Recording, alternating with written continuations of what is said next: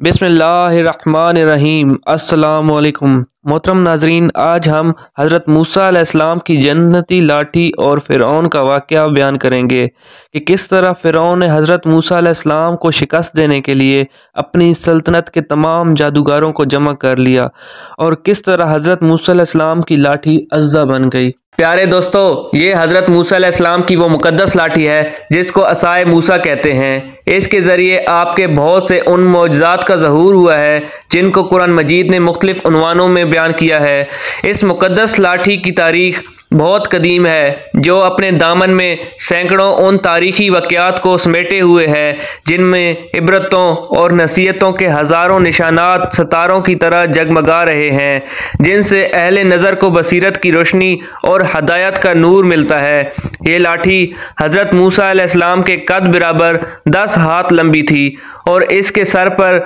2 शाखें थीं जो रात में मिशल की तरह रोशन हो जाया करती थीं। ये जन्नत के दरख्त पीलू की लकड़ी से बनाई गई थी और इसको हज़रत आदम अलैहिस्सलाम बहशत से अपने साथ लाए थे। हज़रत सईद अली अजहौज़ी रहमतुल्लाह अलैह ने फरमाया कि हज़रत आदम अलैहिस्सलाम के साथ ऊद यानी कि खुशबूदार लकड़ी और हज़रत मूसा अलैहिस्सलाम का असा जो इज़्ज़त वाली पीलू की लकड़ी का था, इंजीर की पत्तियाँ, हजर अस्वद जो मक्का मुअज़्ज़मा में है और नबी मुअज़्ज़म हज़रत सुलेमान अलैहिस्सलाम की अंगूठी, ये पांचों चीज़ें जन्नत से उतारी गई थी। हज़रत आदम अलैहिस्सलाम के बाद ये मुक़द्दस असा हज़रत अंबिया कराम अलैहिस्सलाम को यक्के बाद दीगरे बतौर मिरास के मिलता रहा, यहाँ तक कि हज़रत शुएब अलैहिस्सलाम को मिला जो कौम मदीन के नबी थे। जब हज़रत मूसा अलैहिस्सलाम मिस्र से हिजरत फरमाकर मदीन तशरीफ़ ले गए और हज़रत शुएब अलैहिस्सलाम ने अपनी साहिबजादी हज़रत बीबी सफ़ूरा रज़ी अल्लाह तआला अन्हा से आपका निकाह फरमाया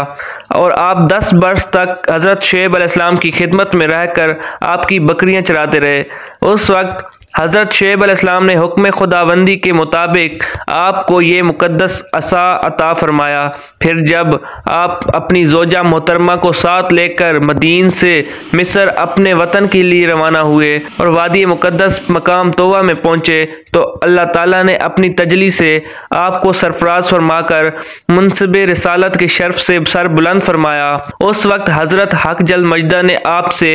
जिस तरह कलाम फरमाया, कुरान मजीद ने उसको इस तरह बयान फरमाया कि और ये तेरे दाहिने हाथ में क्या है ए मूसा? अर्ज़ की, ये मेरा असा है, मैं इस पर तकिया लगाता हूँ और इससे अपनी बकरियों पर पत्ते झाड़ता हूँ और मेरे इसमें और काम है। मारिब उखरा की तफसीर में हज़रत अल्लामा अबुल बरकात अब्दुल्ला बिन अहमद नफसी रहमतुल्लाह अलैह ने फरमाया कि इसको हाथ में लेकर उसके सहारे चलना,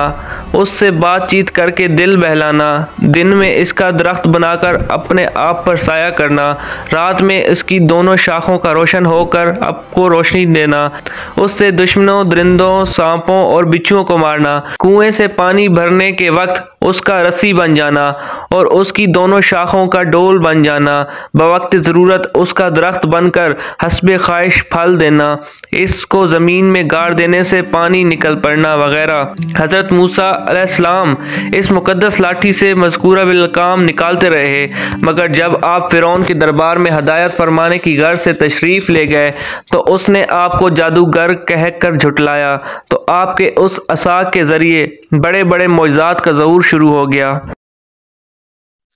इसका वाक़या ये है कि फ़िरौन ने एक मेला लगवाया और अपनी पूरी सल्तनत के जादूगरों को जमा करके हज़रत मूसा अलैहिस्सलाम को शिकस्त देने के लिए मुकाबले पर लगा दिया और इस मेला के अज़्दहाम में जहाँ लाखों इंसानों का मजमा था, एक तरफ जादूगरों का हजूम अपनी जादूगरी का सामान लेकर जमा हो गया और उन जादूगरों की फ़ौज के मुकाबले में हज़रत मूसा अलैहिस्सलाम तन्हा डट गए। जादूगरों ने फ़िरौन की इज़्ज़त की कसम खाकर अपने जादू की लाठियों और रस्सियों को फेंका तो एकदम वो लाठियाँ और रस्सियाँ सांप बनकर पूरे मैदान में हर तरफ फुंकारे मारकर दौड़ने लगी और पूरा मजमा खौफ व हरास में बदहवास होकर इधर उधर भागने लगा और फ़िरौन और उसके तमाम जादूगर उस करतब को दिखाकर अपनी फतह के घमंड और गरूर के नशा में बदमस्त हो गए और जोशे शादमानी से तालियां बजाकर अपनी मुसरत का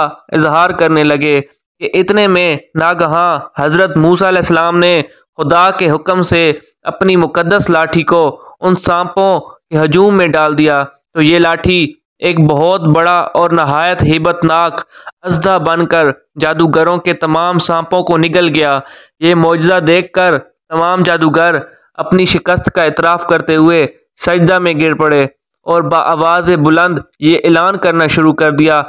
کہ ہم سب حضرت ہارون اور حضرت موسیٰ علیہ السلام کے رب پر ایمان لائے۔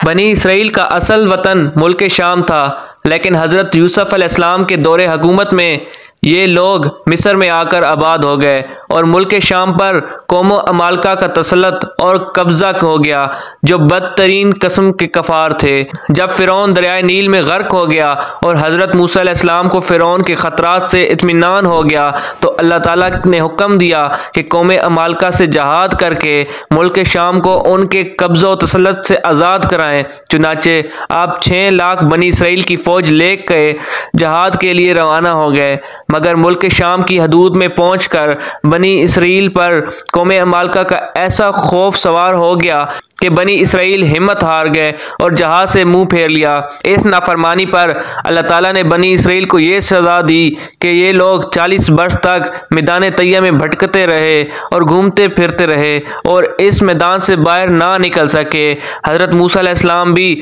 ان لوگوں کے ساتھ میدان طیہ میں تشریف فرما تھے۔ جب بنی اسرائیل اس بے آب و گیاہ میدان میں بھوک و پیاس کی شدت سے بے قرار ہو گئے تو اللہ تعالیٰ نے حضرت موسیٰ علیہ السلام کی دعا سے ان لوگوں کے کھانے کے لیے من و سلوہ آسمان سے اتارا۔ من شہد کی طرح ایک قسم کا حلوہ تھا اور سلوہ بھنی ہوئی بٹیریں تھی۔ کھانے کے بعد جب یہ لوگ پیاس سے بے تاب ہونے لگے اور پانی مانگنے لگے تو حضرت موسیٰ علیہ السلام نے پتھر پر اپنا عصا مار دیا تو اس پتھر میں 12 چشمے پھوٹ کر بہنے لگے اور بنی اسرائیل کے 12 خاندان اپنے اپنے ایک چشمے سے پانی لے کر خود بھی پینے لگے اور اپنے جانوروں کو بھی پلانے لگے اور پورے 40 برس تک یہ سلسلہ جاری رہا۔ یہ حضرت موسیٰ علیہ السلام کا معجزہ تھا جو عصا اور پتھر کے ذریعے ظہور میں آیا۔